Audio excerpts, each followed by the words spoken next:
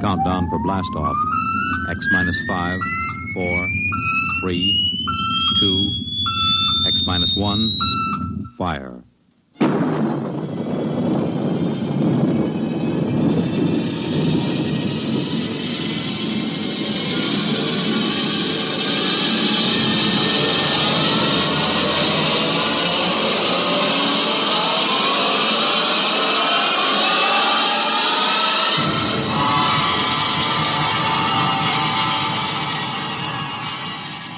From the far horizons of the unknown come transcribed tales of new dimensions in time and space. These are stories of the future, adventures in which you'll live in a million could-be years on 1,000 maybe worlds. The National Broadcasting Company, in cooperation with Street and Smith, publishers of astounding science fiction, presents X minus 1.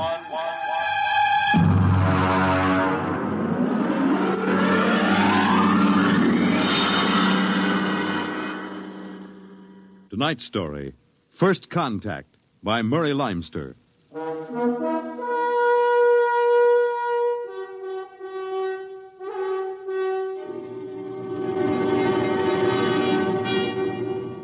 They had been in space 6 months now, moving with the incredibly faster-than-light speed of the overdrive. In 6 months, they had gone from Earth outward and outward to the crab-like nebula with the twin stars. A routine flight of exploration and scientific research.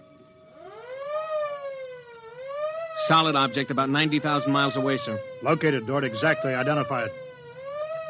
A small object, sir. Captain, I've never seen anything like this before. Whatever it is out there is coming toward us at an incredible speed and retreating to zero just as rapidly. What's the mass of the object, Dort? Well, it varies with the distance from us, sir. Step up the scanners. Nothing, sir. Absolutely nothing shows out there. And yet there must be something. Those alarms are foolproof. Action stations, man all weapons. Condition of extreme alert in all departments immediately. Captain, what is it? Dort, I ran into the same thing once before on the Earth-Mars run. We were being located by another ship, and their locator beam was the same frequency as ours. Every time it hit, it registered as something solid and monstrous. But, Captain, we're the only Earth ship in 18 light years around. How? I didn't say it was another Earth ship out there, Dort. Another race? That's right. There's a spaceship out there, all right. But it's not manned by human beings.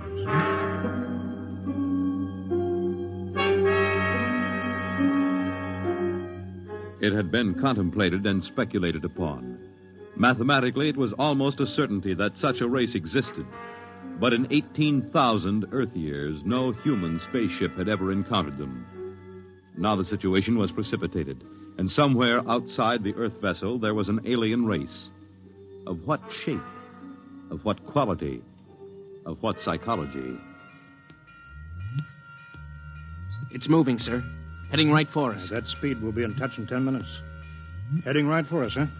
Just what we'd do if a strange ship appeared in our hunting grounds. Friendly? Well, maybe. We'll try to contact them. We have to do that. But friendly? Thank the Lord for the blasters. They may not be hostile, sir. Well, they may be. That's what I'm paid for. Put on this job for, to worry about the troubles that may never happen. To all hands, now hear this. A ship is approaching manned by an alien race. I'll give the signal for attack or defense if it be necessary. There'll be no move made unless I give the order. I do not wish to provoke trouble. Stand by. Their ship is slowing down, sir. It's stopped. Weapons Department, report. Weapons Department, report. Alien ship remarked. Target fixed. Weapons alert. Communications Department, report. Communications Department, report. We're receiving a modulated short wave, sir. Frequency modulated. Apparently a signal. Not enough power to do us any harm. Well, try to make some sense out of it. Report any progress to me immediately. One thing in their favor, sir. They didn't attack immediately without question. They're trying to establish contact. That seems to indicate they're reasonable. We'll see. What are they doing now? Can you make out the locator screen? Bring that power up. Yeah, they're doing something now, sir. There's a section of the hull opening. Probably an airlock, sir. If they breathe there. Yeah, they're letting something out. It's round. A bomb, sir? Unknown object released from alien ship. Observed by Weapons Department and targeted. Stand by. See what they're doing, sir? They've left the object out there right where they were. And now they're withdrawing the ship. There's no reason why that object couldn't be a bomb, Mr. Dort. Intended to let us think precisely as you're thinking right now. just have a hunch, sir. I think they're friendly. I think whatever it is out there is a means of communication. You're probably right, but I won't gamble the ship on a probability. Sir, I'd like to volunteer to go out there and look that thing over. You understand whoever does examine it is expendable. Yes, sir. Requisition a lifeboat. If it's all right with you, sir, I'd prefer just a suit with the drive in it. It's smaller, and the arms and legs won't make me look like a bomb. And I'll carry a scanner, sir. You may leave when you're ready. Thank you, sir.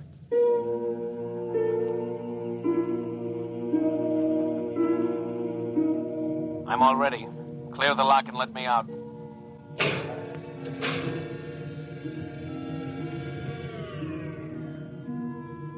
Weapons Department reporting to the captain. Mr. Dort located. Mr. Dort is targeted. Stand by. If that object out there is a device to capture one of our people for observation and questioning, it'll be blown out of existence, including Mr. Dort. Stand by.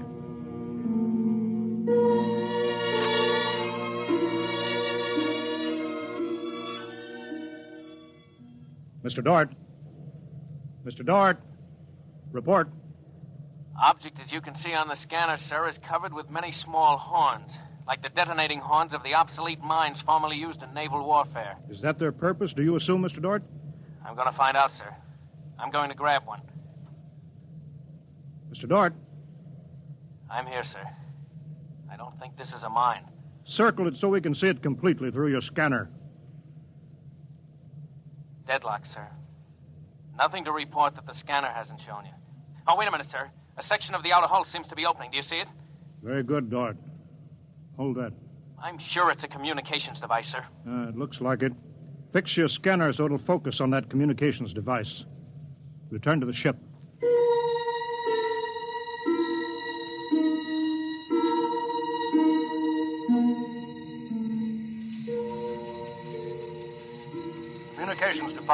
Communications Department. Progress report, please. We've established communication, sir. Is there a psychologist on the team down there with you? Yes, sir. Mr. Burns is working with us. Will both of you please report to the bridge at once?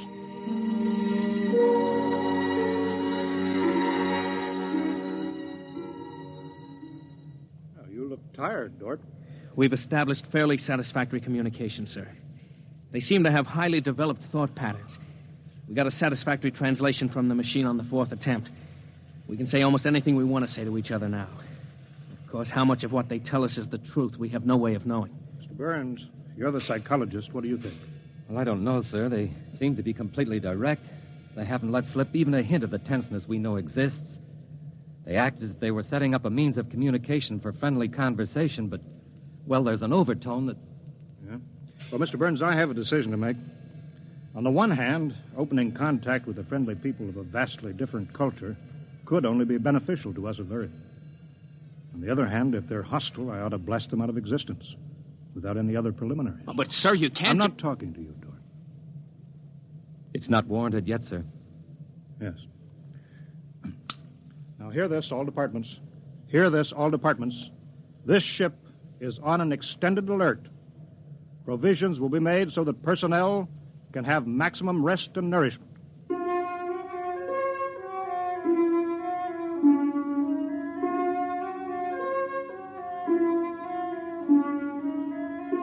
Communication continued by means of the artificial language set up arbitrarily between the Earthman and the aliens, decoded by the mechanical decoders. Dort disobeyed orders. He lived on powerful stimulants so that he could stay with the communications machine. Talking to the aliens. Other people. Are we being received? We are receiving your message. The chief of this ship wishes to speak with the chief of your ship. The message is heard by the chief of this ship. The chief of this ship communicates that he will hear the message of the chief of that ship. Go ahead, sir.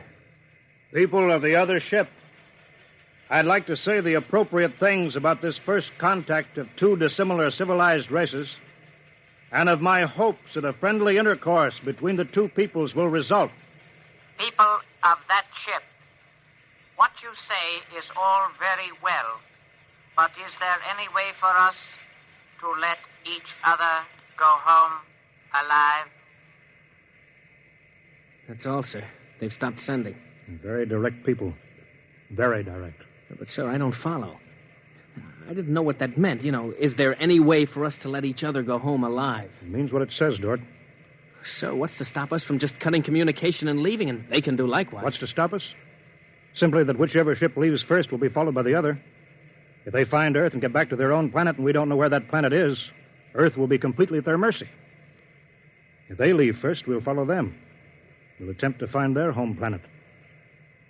Dort, could you swear to any decision that the policymakers on Earth will come to? Sir, even if they do follow us, the closer we get to home, the more of our ships and weapons they'll face. They'd never get away. Well, how do you know that they can't communicate with their home planet without returning? We can't, sir. How do you know they can't? I don't, sir. So that's the situation. We'll sit out here, facing each other, trying to outguess each other, until time wears us out. And we'll have to face the fact. Either they destroy us or we destroy them. Navigation officer, attention. Navigation officer, attention. Every star map on this ship is to be prepared for instant destruction. The chief of this ship wishes to know whether the chief of that ship can suggest an answer to the problem concerning us both. Do you want me to answer that, sir? I'll answer it myself. Tell me when to talk. Now, sir. I am giving that matter personal attention. Every effort will be bent to the solution of this problem. Will you consider a temporary truce in the meantime? What would a truce gain? Could we trust you? Would you trust us? I suggest that we continue as we have up to this particle of time. I agree. Sign off, Dort.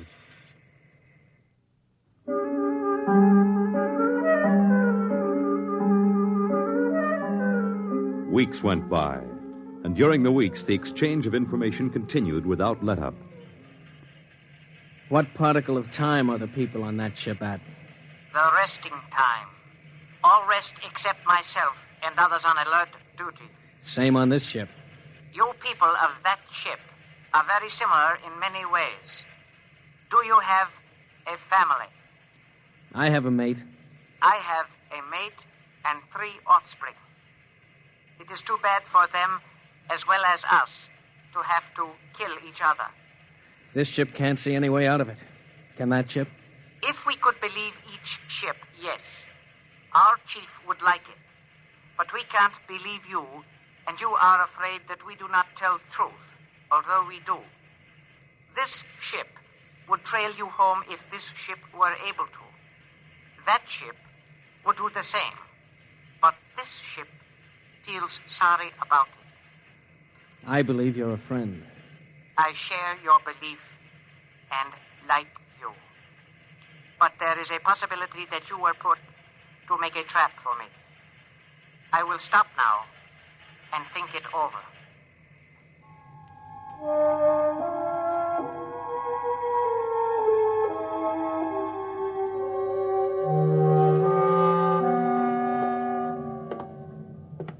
Just sit down, Dort. Control yourself. We're all under tension. Doesn't do any good to pace like some caged animal. Yes, sir. All right, now, I've read the complete transcription of your conversations with this one alien. What does it prove, Dort? Sir, these people are so much like us in their thinking. Well, sir, they're likable. They're likable and they breathe oxygen. Their air is 28% oxygen instead of 20. But they could do very well on Earth. It'd be a highly desirable conquest for them. Dort, I'm as set against violence as you are. I don't see any way out of this. And I think we've got to break this status quo. So if in 70 hours we don't see any other way, then I have no further choice. I'll blow them to bits.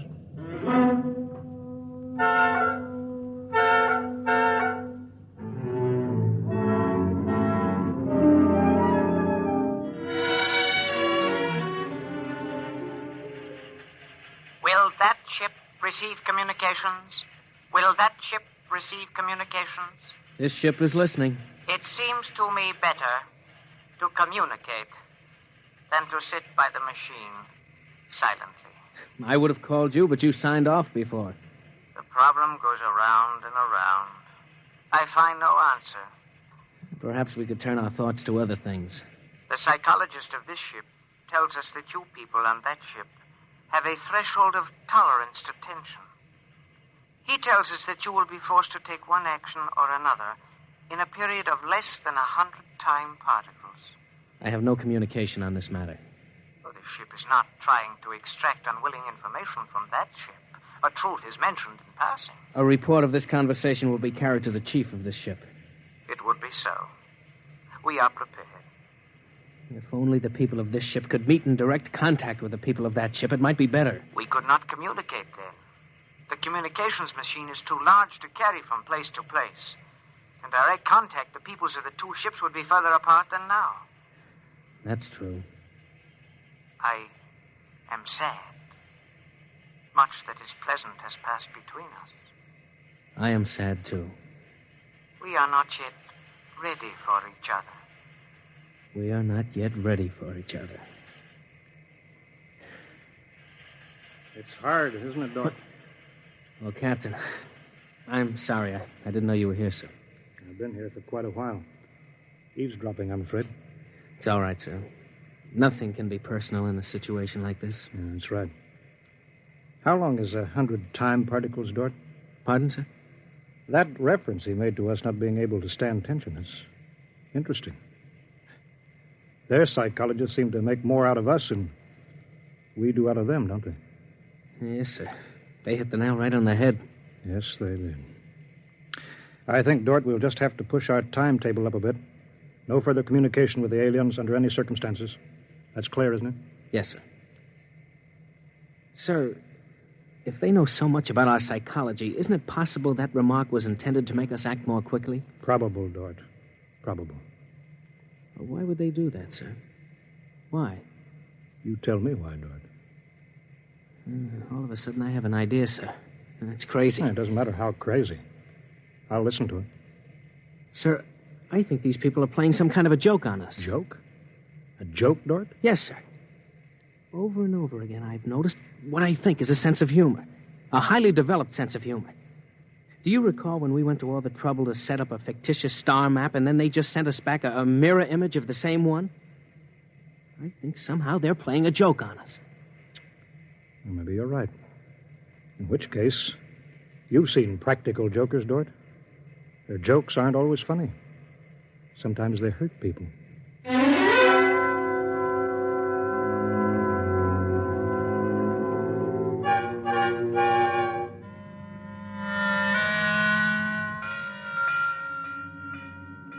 All departments, man, instant alert. All departments, man, instant alert.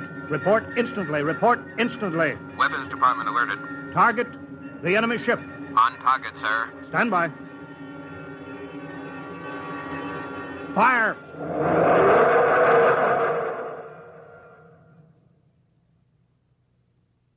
They're gone, sir. Not a trace of them left. Not a tiny trace. Now we can go home.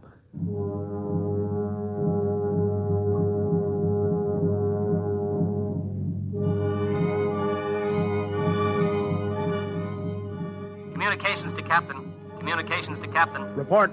Sir, I'm picking up new signals.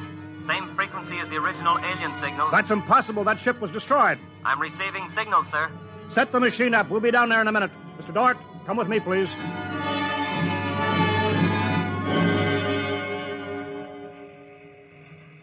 It's good to be on the way home. Yes, it is good.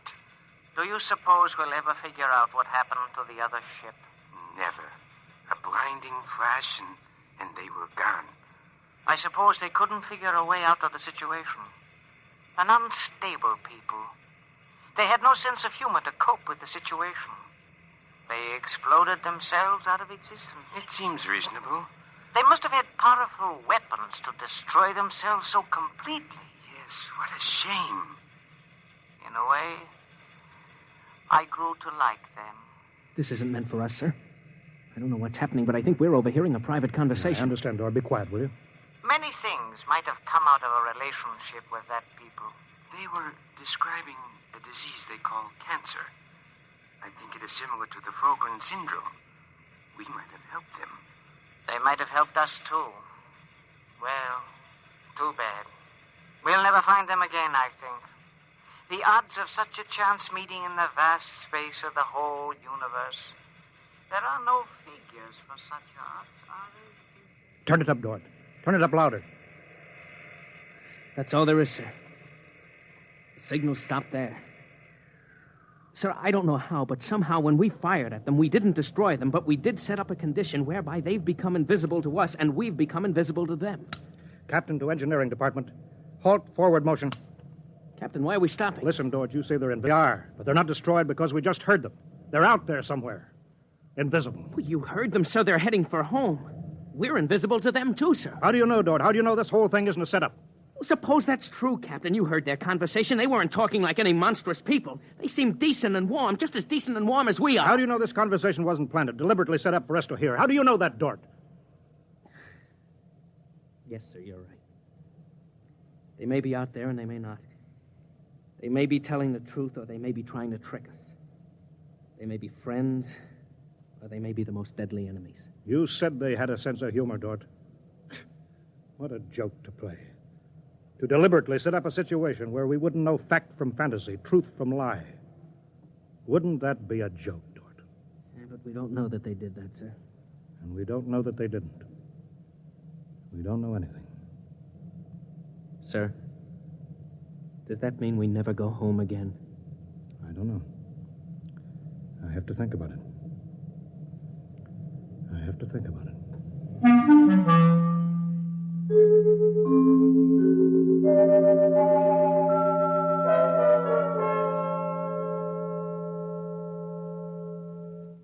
You have just heard X-1, presented by the National Broadcasting Company in cooperation with Street and Smith, publishers of astounding science fiction. Tonight, by transcription, X-1 has brought you First Contact, written by Murray Leinster and adapted for radio by Howard Rodman. Featured in the cast were Wendell Holmes, Bob Hastings, Clark Gordon, William Lally, and Stan Early. Your announcer, Fred Collins. X-1 was directed by Daniel Sutter and is an NBC Radio Network production.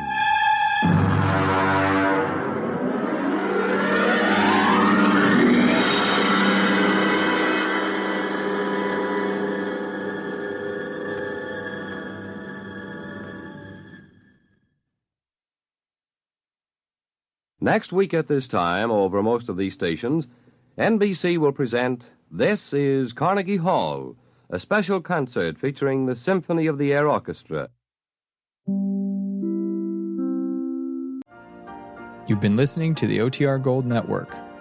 Find more classic radio at otrgold.com.